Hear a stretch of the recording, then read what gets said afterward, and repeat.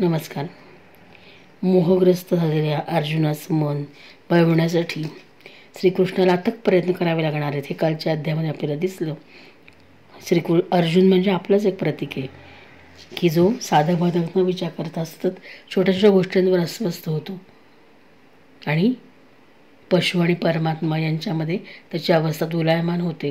अर्जुनाच्या भाग्याने त्याला आणि त्याच्या निमित्तानं आपल्याला आपण म्हणूया की श्रीकृष्णासारखा मार्गदर्शक आपल्याला लाभला आणि अर्जुनाच्या त्या दुभंगलेल्या मनाला एकसंग करणारी भ्रमनिरास करणारी भगवंताची अमृतवाणी म्हणजे ही भगवद्गीता आहे आणि तिचाही लाभ आपल्याला सुद्धा होतो असं म्हणलं तर वावगं ठरणार नाही. दुसऱ्या अध्यायाच्या वेळेस विचार करताना त्याच्या या मोहग्रस्त अर्जुनाला श्रीकृष्ण उद्वेगाने विचारतो, अरे तू हे काय म्हणलंयस? काय आत्ताच तुझे हे सगळे सोयरे झालेत? तुमच्यातलं घर तर फार जुनं आहे, मग इथं रणांगणावरती याचा एवढा पुळका तुला काय येतोय? असं श्रीकृष्ण नकळत अर्जुनाला विचारत असेल आणि त्यावर अर्जुनाने गुरुवर्यांना पितामहांना नपतेष्टांना मी कसा मारू? हे अधर्म आहे, युद्धामुळे कुलक्ष होईल, कुलस्त्रियांचा धप्पात होईल अशी अनेक कारणं दिली. पण ती तकलादू आहेत हे त्याच्या अंतर्मनाला नकळत पटत होतं. फक्त प्रश्न होता तो त्याला त्याच्या मनात वाटणारी ती भीती. आणि मग ही भीती दूर कशी करायची? तर यासाठी हा दुसरा अध्यायाचा उपदेश, त्याच्यामध्ये त्यांनी जन्ममृत्यूच्या फेऱ्याचं वर्णन केले. त्याच्यामध्ये आत्म्याचं अमरता आणि शरीराचं नश्वरता कशी आहे हे पटवून देण्याचा प्रयत्न कर. स्थितप्रज्ञाची लक्षणं काय आहेत? कोण स्थितप्रज्ञ ओळखावा? तर हे नकळत दुसऱ्या अध्यायामध्ये सांगण्याचा प्रयत्न केला आहे. म्हणजे हा दुसरा अध्याय गीतेच्या तत्वज्ञानाला बीजभूत अध्याय असं म्हणलं तरी हरकत नाही. म्हणजे तो सर्व गीतार्थ सूत्रणे असे म्हणलं तरी हरकत नाही असं म्हणता येईल. म्हणजे अर्जुन विषाद प्रथम अध्यायात व्यक्त झाला आहे आणि श्रीकृष्णाच्या उत्तरानं दुसरा अध्याय सुरू होतो आणि यात आत्म्याची अमरता शरीराची नश्वरता दाखवली. पण अर्जुनाचा शोक तर कर्ण प्रथमार्थ आहे आणि नंतर उपदेश त्याच्या पशनी पडेल असं वाटून त्याला समजवण्यासाठी, त्याचा साक्षात्कार होण्यासाठी क्रमप्राप्त म्हणून हा दुसरा अध्याय श्रीकृष्णाला सांगावा लागला. म्हणजे अर्जुनाला ते म्हणतात, अर्जुना मी तुझ्या पाठीस आहे, भिवू नकोस, तुझं दुःख सोडून दे. माझ्याच गुरुजनांना मी कसे मारू असा त्याचा जो प्रश्न होता तो म्हणतो ते पूजनीय आहेत. तर यावर जन्ममरणाची संकल्पना ते सांगताना म्हणतात की वाऱ्याने पाणी हललं तरंग उमटतात, वारा थांबला की पाणी थांबतंच. तसंच आहे की आत्म्याच्या ठाई अनेक शरीरे येतात पण अविनाशी आत्म्याचा नाश कधीच होत नाही. तू तुझ्या गुरुजनांना जरी मारलंस तरी त्यांचा आत्मा हा कधीच मरणार नाही. नकळत त्यांना पटवून द्यायचं आहे. म्हणजे आदर्श मनुष्याचं महत्त्व अर्जुनास ते दुसऱ्या अध्यायामध्ये पटवून देतात. अंगावरती जरी कोसळती डोंगर दुःखाचे, असे आढळ मला सदा जयाचे, सुखाची हाव नाही अंतःकरणी, निर्भय स्थितप्रज्ञ हो. असं नकळत इथे स्थितप्रज्ञाची वैशिष्ट्य काय असावीत हे सांगण्याचा प्रयत्न अर्जुनाला श्रीकृष्णाने केला. श्रीकृष्णाने पाप पुण्याचा कर्तव्यकर्माचा गुंता सोडणारं तत्त्वज्ञान इथं सांगितलं आहे आणि त्याच्या मोक्ष प्राप्तीशी मुमेळ आत्म्याशी अमरता शरीराची नश्वरता सांगून घालवून दिला आहे. आणि हेच गमक या दुसऱ्या गीतेतल्या अध्यायाचे जो सांख्ययोग नामक आहे. लोपले शरीर आत्मतत्व अमर, आत्मतत्वावरी जन्म मृत्यू रूप, हे सांगण्याचा नकळत प्रयत्न श्रीकृष्णाने या दुसऱ्या अध्यायात केला. आणि त्याच्या अनुषंगानेच गीतेचं महात्म्य काय दुसऱ्या अध्यायात, हा दुसरा अध्याय का महत्त्वाचा वाटतोय, त्याचं महत्त्व काय आहे, तर हे आपण बोलतोय आपल्या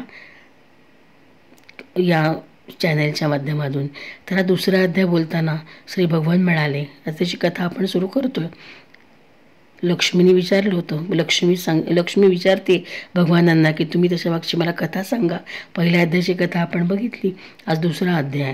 श्री भगवान म्हणाले, अगं लक्ष्मी, पहिल्या अध्यायाच्या महात्म्यासंबंधीचे सुंदर कथानक मी तुला ऐकवलं, तसंच इतर पण आहे, मी सांगू का, तुला ऐकशील का? असं भगवान लक्ष्मीला म्हणाले. दक्षिणेकडं वेद्य ब्राह्मणांच्या पुरंदरपूर नावाच्या नगरात श्री देवशर्मा नावाचा एक विद्वान ब्राह्मण राहत होता. तो वेदशास्त्रांचा विशेष जाणकार असून नित्य वेदाध्ययन करीत असे. यज्ञ याग अतिथी पूजन त्याला अतिशय आवड होती.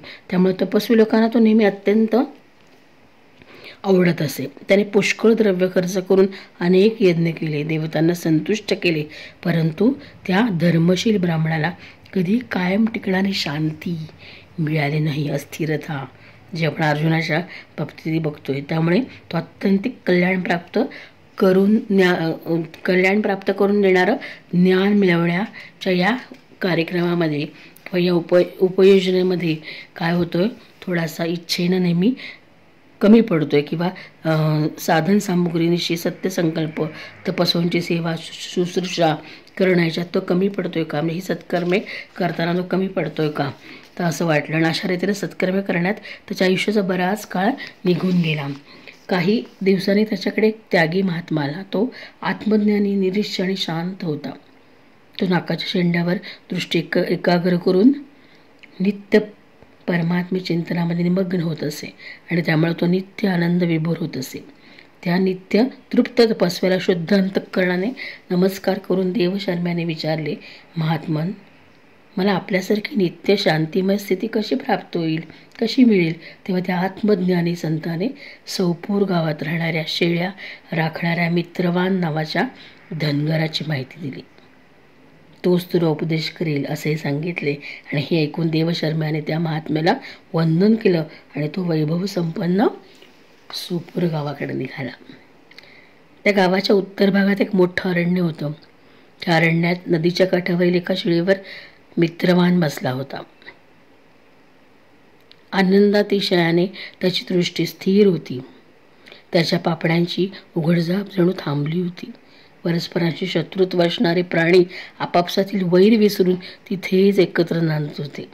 त्या वनात झुळझुळ वारा वाहत होता. पशूंचे कळप शांत बसले होते आणि मित्रवान दयेने उथंबलेल्या आनंदमय प्रसन्न दृष्टीने पृथ्वीवर जणू अमृत वर्षाव करत होता. त्याला अशा स्थितीत पाहून देवशर्म्याचे मन प्रसन्न झालं आणि तो उत्कंठेने अतिशय नम्रपणे मित्रवानाजवळ जाऊन बसला आणि मित्रवानाने किंचित मस्तक लवून त्याचं स्वागत केलं. त्यानंतर विद्वान देवशर्म्याने मित्रवानाचे ध्यान संपल्यावर आपलं मनोगत व्यक्त केलं. देवशर्मा म्हणाला, महाभाग, मला आत्मज्ञान प्राप्त करून घेण्याची इच्छा आहे. माझी इच्छा पुरी होण्यासाठी आपण मला असा एखादा उपाय सांगू शकाल का, ज्याच्या योगाने आपण हे ज्ञान मिळवले आहे? देवशर्म्याचे हे बोलणे ऐकून काही क्षण विचार करून मित्रवान सांगू लागला, महाशय, एकदा मी वनात शेळ्या चारत होतो आणि इतक्यात एका भयंकर वाघाकडे माझी नजर गेली. शेळी आणि वाघ बघा, तो इतका क्रूर होता की तो जणू माझ्या सगळ्या शेळ्यांना खाऊन टाकी काय असे वाटत होते. मी मरणाला भीत होतो. त्यामुळे वाघ येत असलेला पाहून बकऱ्यांच्या कळपाला पुढे घालून मी तेथून पळ काढला. आधी वाटलं की त्याला बकऱ्यांची भीती होती, पण नाही, त्याला स्वतःची भीती होती. आणि त्याने स्वतःचा बचाव करण्यासाठी काय केलं तर त्या बकऱ्यांच्या कळपाला पुढे धाडलं.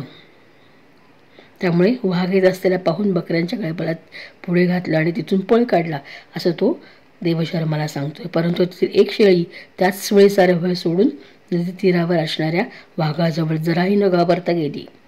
तिकडे तो वाघही तिला मारण्याचे मनात न आणता तिच्याकडे पाहत स्तब्ध उभा राहिला. ते पाहून बकरी म्हणाली, भागोबा, तुमच्यासमोर तुमचे आवडते भक्ष्य उभे आहे. मला मारून माझ्या शरीरातील मांस सविष्टपणे खा ना. इतका वेळ स्तब्ध उभे का? तुमच्या मनात मला खाण्याचा विचार कसा काय येत नाही? त्यावर तो वाघ म्हणाला, अगं बकरे, इथे येताच माझ्या मनातील द्वेषभाव मावळला. तहान भूक कुठच्या कुठे नाहीशी झाली. त्यामुळे तू जवळ असतानाही तुला खाण्याचा मोह मला अजिबात होत नाही आहे. वाघाचे बोलणे ऐकून बकरी म्हणाली, मलाही तुझी भीती कशी काय वाटली नाही कोणास ठाऊक. यालाही काहीतरी कारण असणारच. तुम्हाला ठाऊक असेल तर मला सांगा. हे ऐकून वाघ म्हणाला, मलाही माहीत नाही. चल, समोर उभे असलेल्या या सज्जन गृहस्थालाच आपण विचारूया. असं ठरून ते दोघं माझ्याकडे येण्यास निघाले. त्या दोघांच्या स्वभावातील हा विचित्र बदल पाहून मला आश्चर्य वाटले. मला म्हणजे कुणाला, तर मित्रवान. तोपर्यंत त्यांनी माझ्याजवळ येऊन मला विचारलं, तिथे झाडाच्या फांदीवर एक वानरांच्या कळपांचा राजा बसला होता. त्यालाच मी याचे कारण विचारले.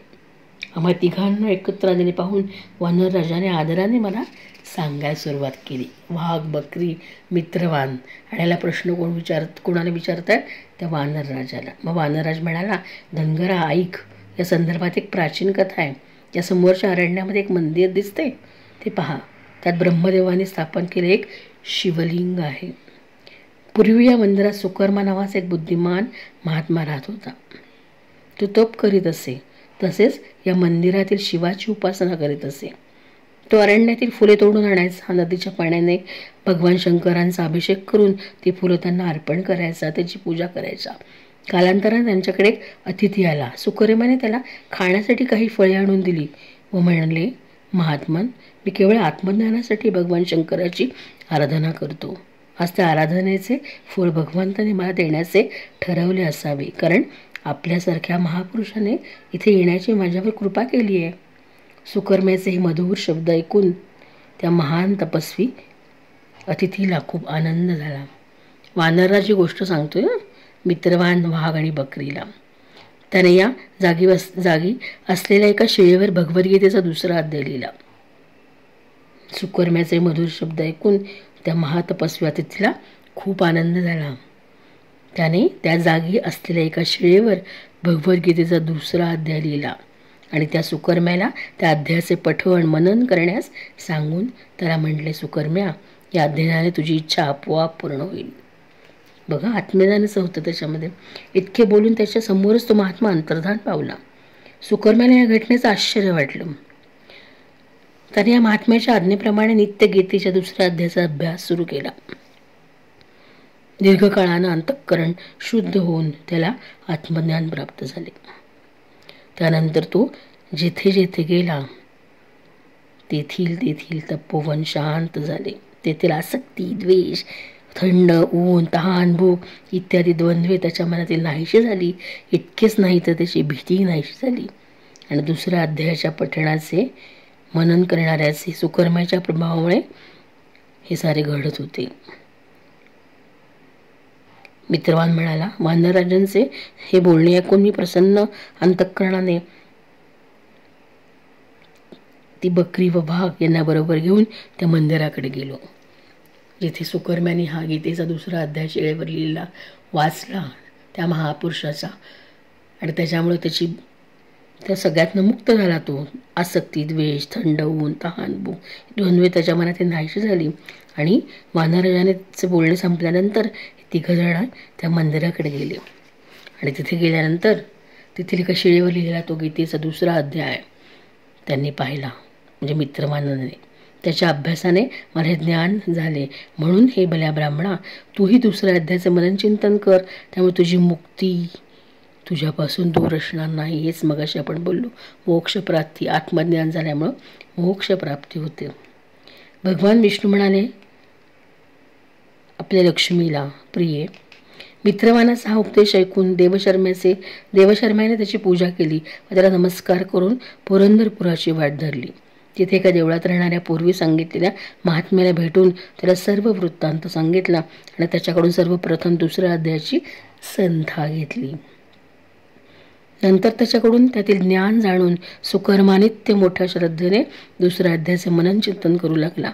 त्यामुळे त्याला त्या प्रशंसनीय परमपदाची प्राप्ती झाली. आणि ही लक्ष्मीमाते दुसऱ्या अध्यायाचे महात्म्य सांगणारे हे कथानक जे मी तुला सांगितले त्यातून आत्मज्ञानाचा साक्षात्कार होतो असं म्हणणं तर बाबू होणार नाही. न जायते म्रियते वा कदाचिन नायम भूत्वा भविता वान भूया अज्ञो नित्या शाश्वतोयम पुराणून हन्यते हन्यमाने शरीरे.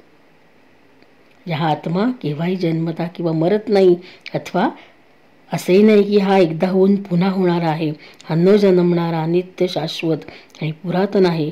शरीराचा नाश झाला तरी हा आत्मा नाश पावत नाही. आणि हेच सत्य दुसऱ्या अध्यायातून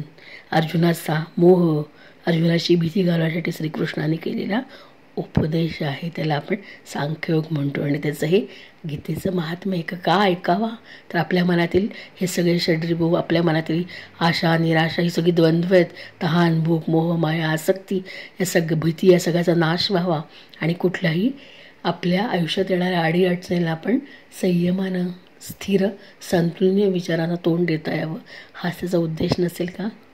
हे त्याचं उपयोजन नसेल? तुम्हाला काय वाटतं? जय श्री कृष्ण.